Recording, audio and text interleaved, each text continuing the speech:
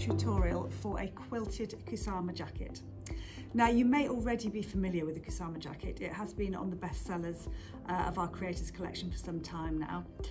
It's a fully lined boxy jacket with a funnel neck and big patch pockets, and there are some really lovely top stitch details on the raglan sleeves. Now in this tutorial we are focusing more on the quilting side and some of the differences that it makes to the original instructions. That said, if you haven't made the Kusama jacket before, then you will find plenty of hints and tips on techniques for the general making of the jacket as well. Now this beautiful version that made by Tara was using so different viscose. Something I really love about quilting is how it opens up the possibilities for the fabrics that you can use to make your jacket. Of course, you would never usually use a viscose for a jacket. You need something much heavier like a wool or a boucle. But when you add the interlining, you are effectively creating your own heavy fabric. And in this video, we're going to show you the materials that we used and what you will need to buy to make a quilted version. So it's all in the planning, and Tara is going to start out by doing several sample pieces to show you the options and the different effects that you can get. This will help you to choose your fabrics and your quilted design. A lot of work for this jacket is done before you even start putting it together. Now we've split the video into 8 sections: planning, cutting, quilting, sleeves and top stitching, attaching the collar, adding the pockets, putting the lining together, and the finishing.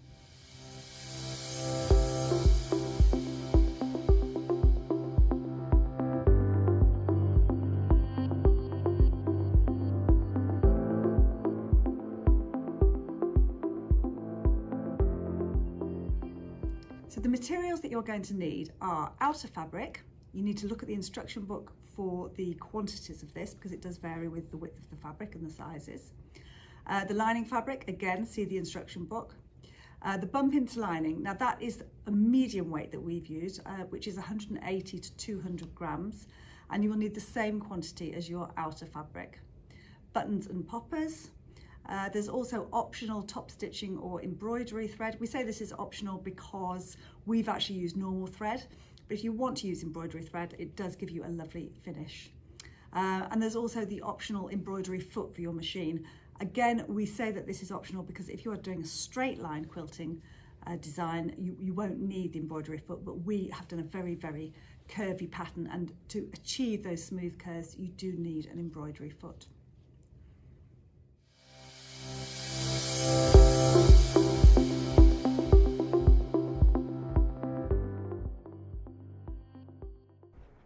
So I'm just experimenting here with a few little different techniques. So this is using the regular sewing machine foot. I'm finding that sewing with this foot around curved shapes is proving quite difficult. There's quite a lot of stop and start that I'm having to do, thinking that it might be easier with a circular embroidery foot.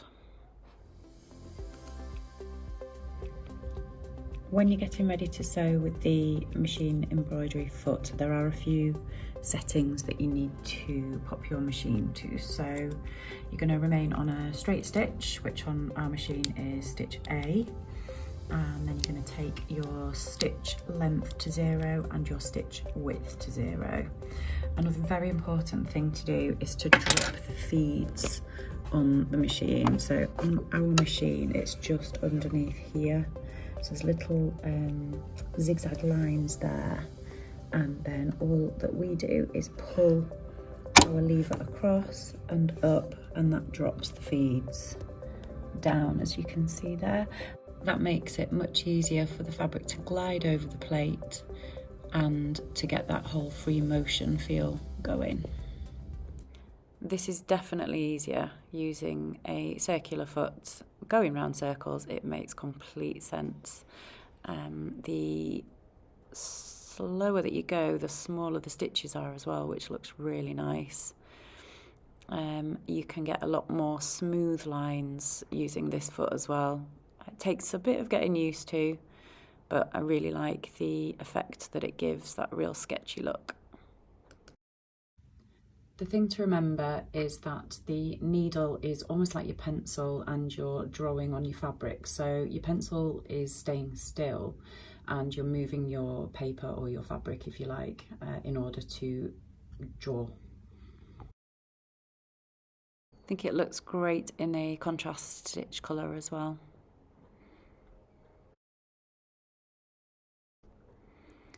So we've done quite a lot of curved edges. I just want to try a straight quilting technique as well. So yeah, placing the fabric over the top of the bump and having drawn the lines on, pinning in between the lines just to see the effect that it would give. It's quite a uniform look. It's up to you whether you follow the pattern of the fabric or go for this sort of quite more traditional quilting effect. Again, start from the middle and work your way out, so that you're not going to get any puckers either side. So it looks quite nice. It is quite traditional. I've used a friction pen so you can iron off those marks after, and you can go diagonal through the squares if you so wish as well. So I think I'm going to try a different approach with this one and just do a very random stitch. Have a little bit of fun with your machine. You don't have to stick to the lines.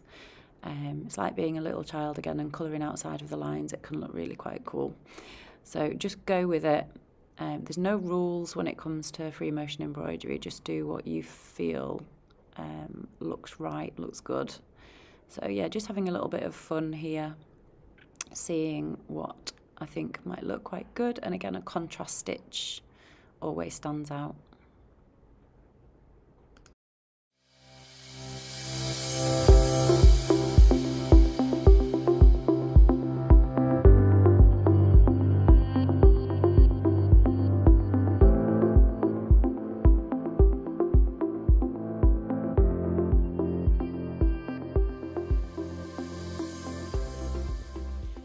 Let's talk a little bit of pattern matching techniques. So the pattern states that this pattern piece, so the pattern back, is to be cut on folded fabric. That's true for most fabrics, but when it comes to a viscose particularly, you see how much it moves, and also a viscose with a bold print on it, it's better to take your time and to cut your fabric out on a single fold.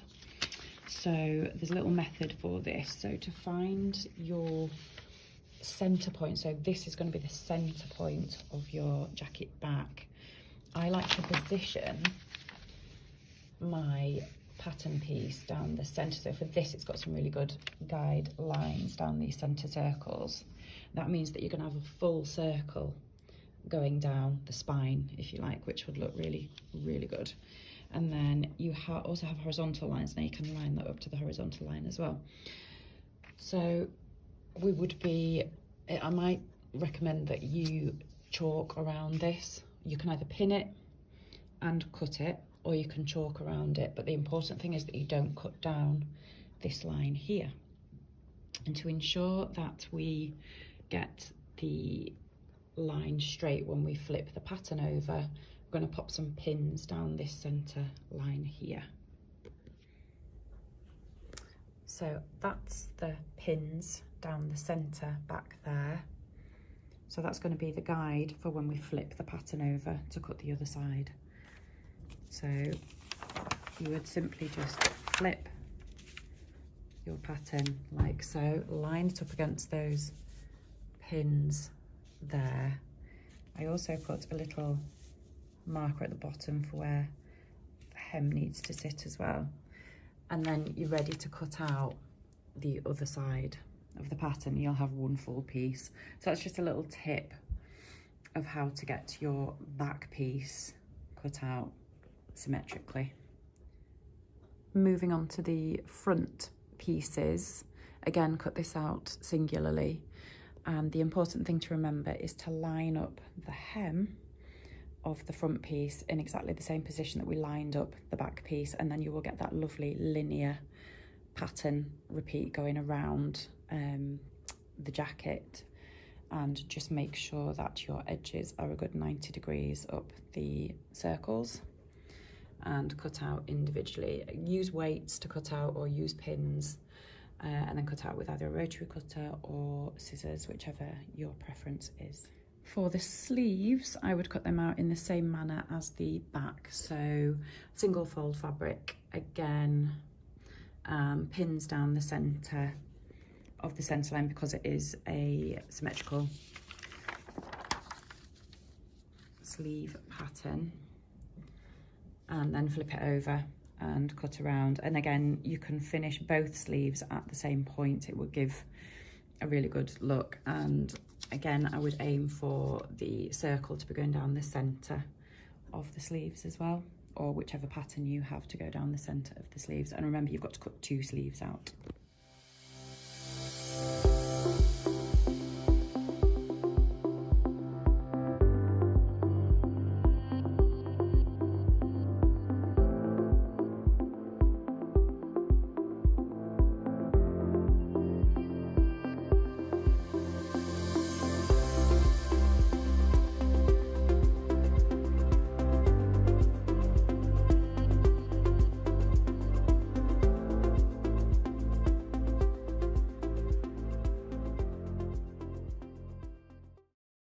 Now that I have all the pieces cut out and pinned onto the bump interlining, I'll be ready to start stitching fairly soon. So I have left, you'll see I've left a little margin around the edge of each of the pieces. Now that just gives a little bit of play when it comes to stitching near the edge of the fabric, because it just gives you a little bit more wiggle room, if you like. I would advise that you start stitching from the centre of each piece, but also I would start stitching, if you've not had much practice, on the back of the garment. The first thing that anyone's going to see is the front of the garment, so the pockets and the front pieces. Start stitching on the back, and you'll find that you'll get better as you go along.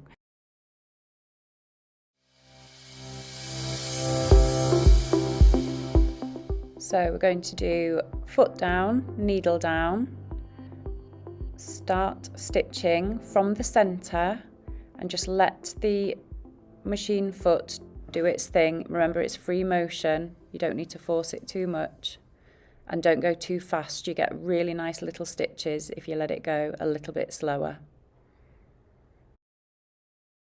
We're going to go around a couple of times, not over the top of the original stitch, just slightly away from it. That way we get a nice sketchy kind of line, and just remove any pins as you go around. It's starting to look really lovely now. We're getting that nice little puffy look, little sketchy lines going around the edges, down the centre, and we're nearly finished the first circle. You might find that the pattern that you're stitching around is quite fluid, so you don't have to lift your needle up and stop and start, especially with this round circle design. One thing that you might notice is that you go through an absolute ton of thread. I think I probably refilled my bobbin at least 10 times for this jacket. Give each piece a little light press once you've finished the embroidery. It just helps to set the stitches in a little bit, and if you find that the shape of the pattern piece has gone slightly awry, it will reset it back into place. It shouldn't have gone out of shape too much because you will have pinned it beautifully. Now you can see it was worth spending the time pattern matching my pockets to the jacket front. It does take a little bit of extra time, and you don't have to pattern match if you don't want to, but I'm really pleased with how this has worked out.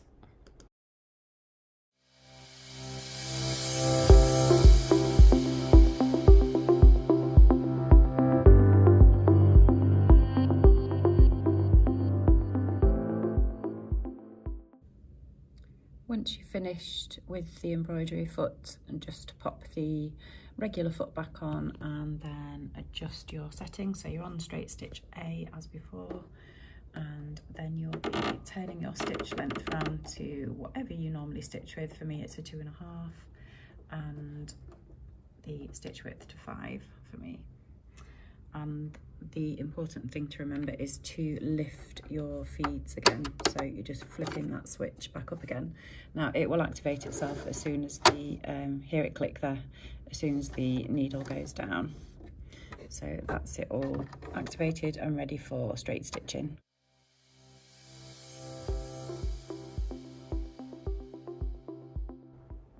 The next bit we're going to do is to stay stitch the curved edges, so both tops of each sleeve.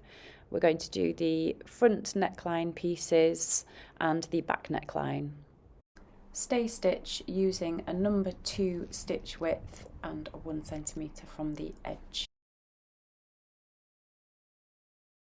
Now that we've stay stitched the edges, the next stage that we're doing is attaching the front section of one of the sleeves to the front section.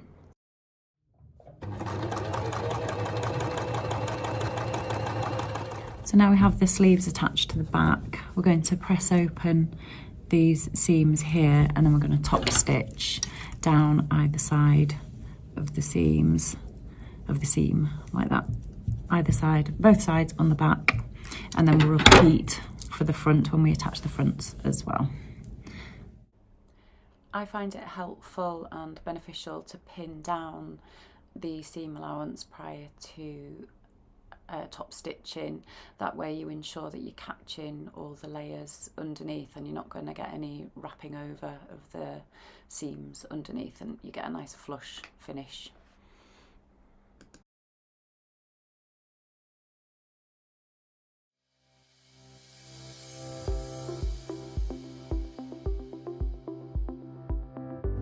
For the top stitching, I choose to use a number 3 stitch length, and we're going to use the presser foot as the guide. So this edge here will run along this seam here, and then when we flip it round, the same for this side, so you get even and parallel lines of stitching.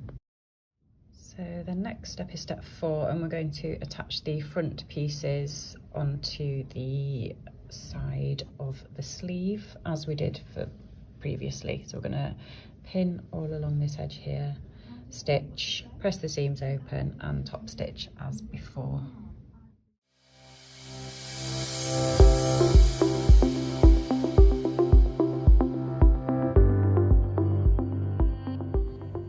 So now we have all of the pieces joined together and top stitched at the sleeve areas. The next thing to do is to attach the collar. Now, because we have a curved neckline, but we have essentially a straight collar, something I like to do is on the seam line, on the edge, on the notched edge where you're going to be attaching to the main jacket, you do a temporary row of stitches 1.5 centimeters from the edge, just like a basting stitch, and then snip into that edge up to the stitch line. You'll create a curve, which makes it easier then to attach the collar to the neckline. So I've stitched a basting stitch. I've done it in a contrast stitch. That's 1.5 centimeters, which is the seam allowance from the edge.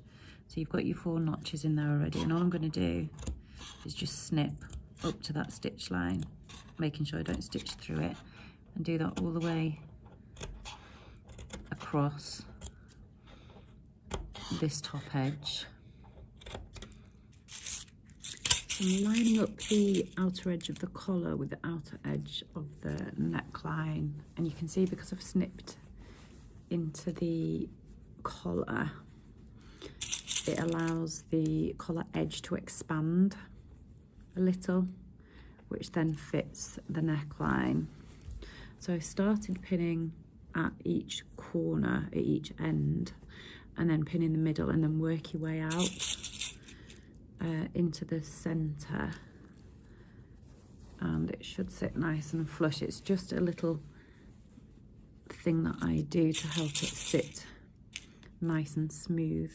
So you're putting lots of pins in and you're putting them towards the jacket itself, not horizontally, you're putting them in vertically, and then you can get that nice smooth curve. So when you're stitching, you'll be following that original basting stitch line that you did and that you snipped up to. So that's all pinned in now, the neckline's pinned in, and you can see it's meeting beautifully at the edges there. It's got a nice curve, so I'm going to go ahead and stitch this, following that line there. So the collar is now stitched to the body of the jacket. So we snipped into the neck of the jacket. I like then to also snip into the curve of the body of the jacket itself, and then it just sits a little bit more flush, and then we're going to press these seams open like so.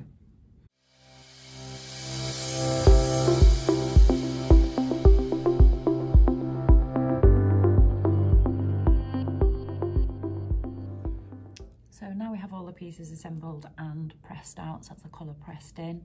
We're going to sew the side seams. So you're going to take the sleeve, fold it into two, creating a jacket shape there. So you can see that all those edges line up beautifully. You're going to pin all the way along from the cuff up to the arm,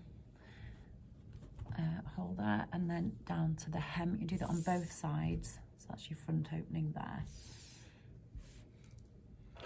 Now that that is stitched, so from the cuff down to the hem, because we've pivoted this corner here, it gives quite a sharp right angle, so we just need to trim into there, and then that will release that underarm section. It's important that you do this. You can snip a few little snips in there, but the most important one is the one right at the 45-degree angle there, so cutting into there.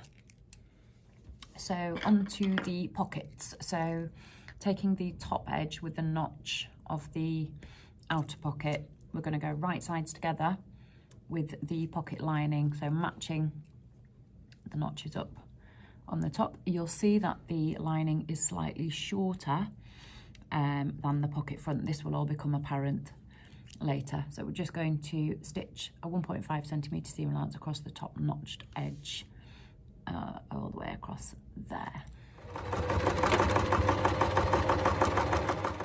So now that the top edges are aligned, we're going to flip the lining down onto the bottom of the outer pocket, and you'll see that it pulls that top bit over, which is good. We're just going to pin this bottom edge here, but we're not going to stitch this part at this point. But we are going to stitch down the side seams, so we are right sides together here. So we're pinning the bottom, that's just to anchor it, and then what we're going to stitch is the sides. So there's the two sides, this is the top, this is the base, and these are the two sides. So we're going to stitch those with a 1.5 centimetre seam allowance, and then we're going to turn it through. Side seams are now stitched, so we need to bevel the corners, the top corners, so that when we turn it out it's less bulky. So just cut a 45-degree angle there, and then we'll turn this through and give it a press, and you should have something that resembles this. So we'll poke those corners out and give it a good press. These raw edges we're going to overlock together, or zigzag stitch if you don't have an overlocker. I'm going to overlock those together, and then we'll be ready to attach to the jacket. So repeat this for the other pocket as well.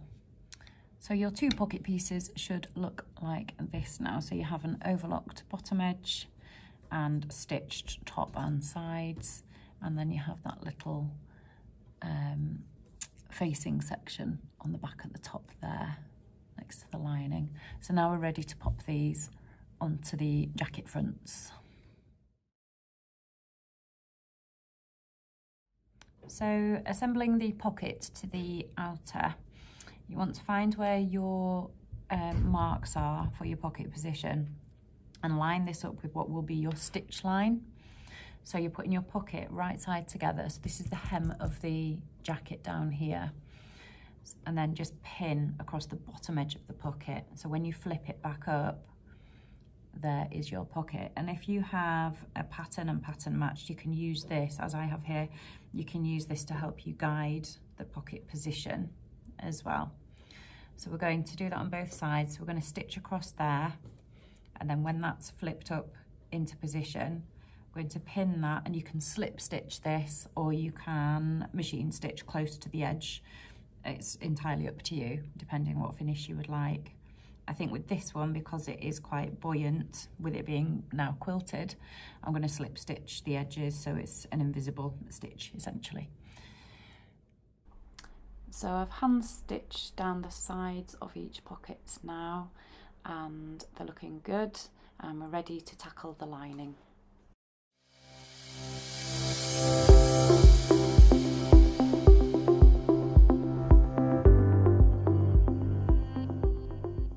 So now that the outer of the jacket is almost complete, we need to concentrate on the lining. So we're going to take the back facing here and the two front facings. I'm going to line them up at the shoulder seams, across here and across here.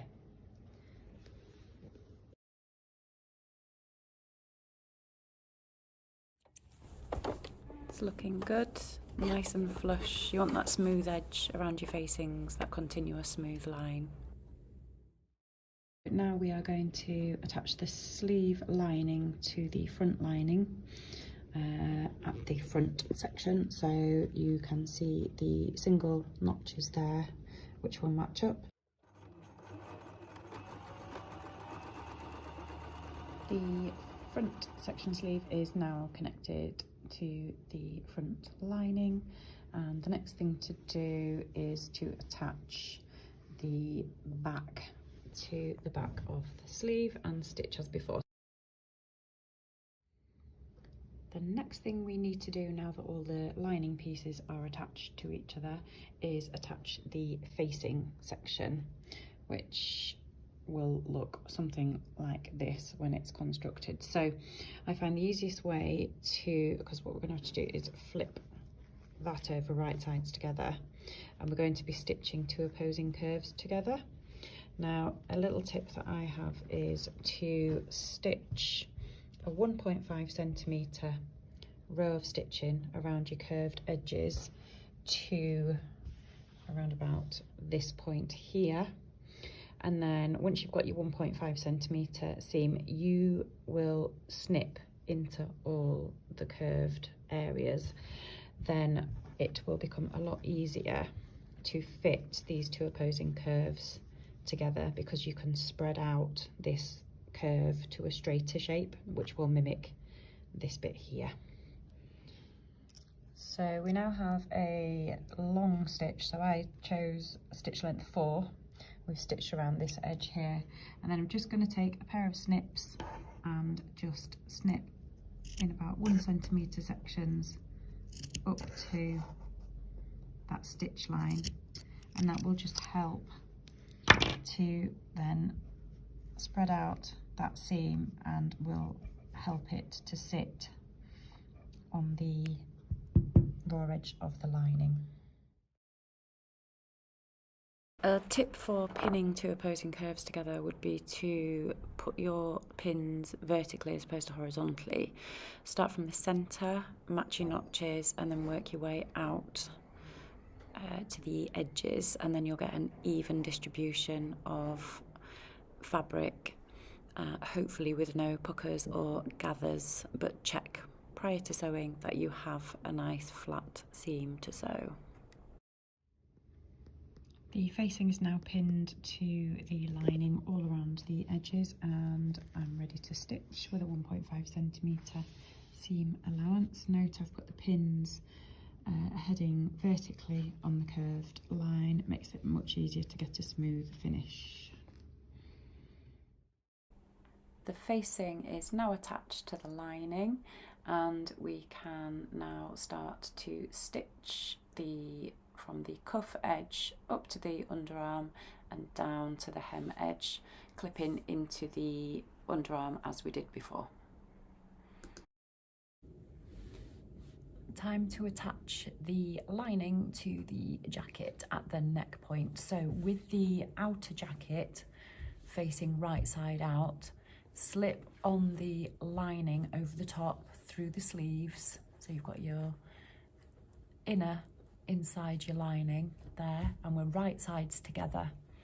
You're going to line up the top neckline area. So we're not going down the sides at this point, we're just going to go around the top area here. Now it looks like it doesn't fit, but it does. The idea is that the jacket then folds down on itself inside. You'll see once you pin it into place. So again, I'm going to do, because it's a slight curve, I'm going to put the pins in going vertically down. Match your notches as you did before and distribute the fabric evenly. Start from the centre, work your way out to the edges, and you will get a nice smooth line. So there we have the top edge of the lining pinned to the top edge of the outer jacket, and we'll sew that with a 1.5cm seam allowance as before.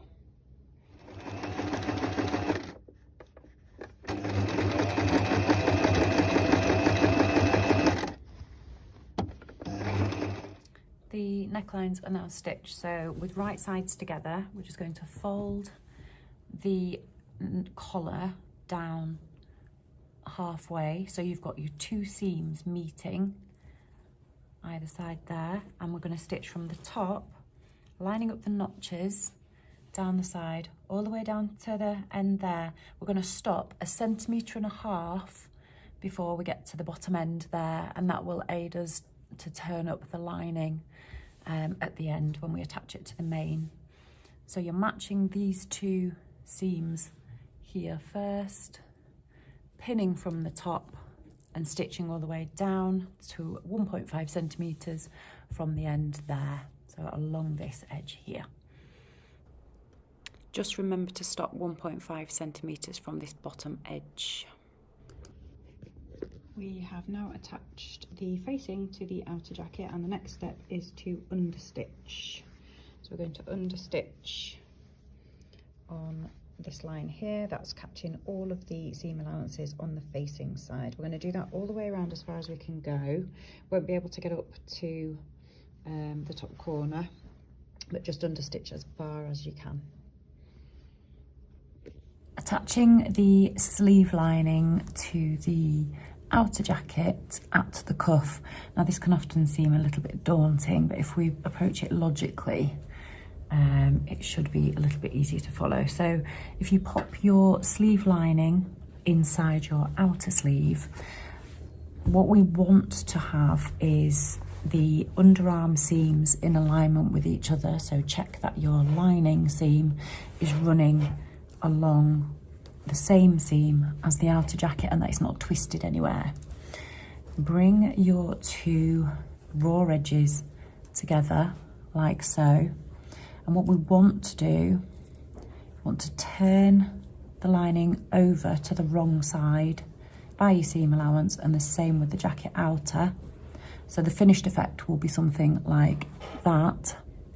And then because you haven't sewn it up at the bottom, you can go in between the lining and the outer, put your hand right up in between the linings, grab that seam there on the inside and then pull it through. So you're holding the raw edges together that you need to stitch, okay? So we're going to be pinning all the way around that cuff edge like so. You see how the seams are joined up there? So I'm going to pin it all the way around like this. So this is the other sleeve that I've pre-pinned. So it's going to look something like that, like a tube of sleeve. So once it's stitched, you then pull your jacket back to the front. So pull this sleeve out. The lining then should follow. And you'll end up with that. And then you have your lining attached on the inside there, and you've got a lovely bit of facing there because the lining is shorter than the outer of the jacket. So a nice clean finish.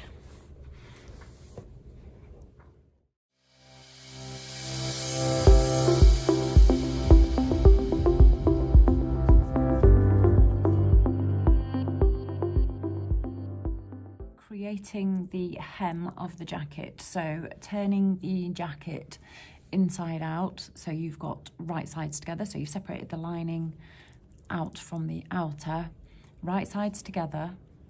You're going to bring the bottom edge of the outer jacket to the bottom edge of the lining. So remember, you left a 1.5 centimetre gap at the bottom of that facing. That will then align with that corner, and you can then pin all the way around, matching the side seams. Pin all the way along the bottom edge. It's going to create a deep turn up at the bottom of the jacket.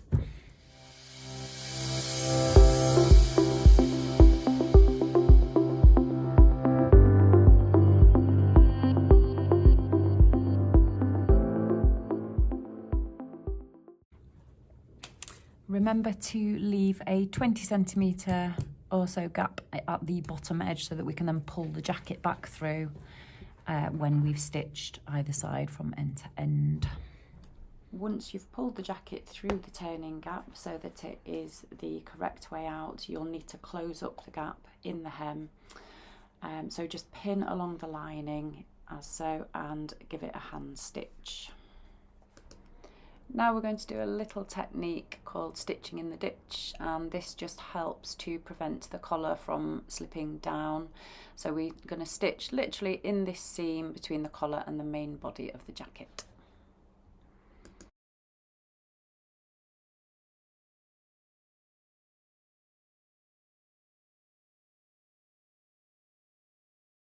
So I am at the stage of marking on where the buttons go. So you can follow the guide on the pattern, or you can position them wherever you want.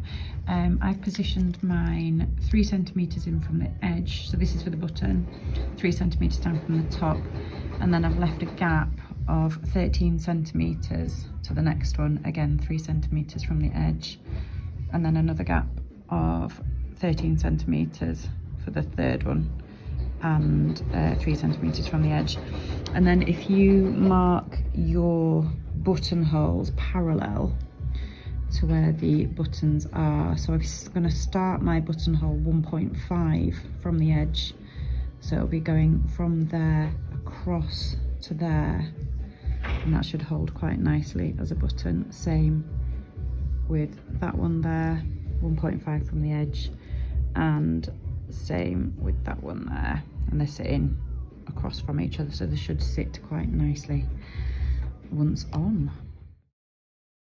A nice tip for slicing your buttonholes that I tend to use quite a lot is to just pop a pin either end of the buttonhole before placing in your seam ripper. This just prevents you from slicing right through the fabric of the jacket that you've just lovingly made. So just pop it in, and then when you get to that pin you can't slice it any further. It's a real good tip that I picked up along the way.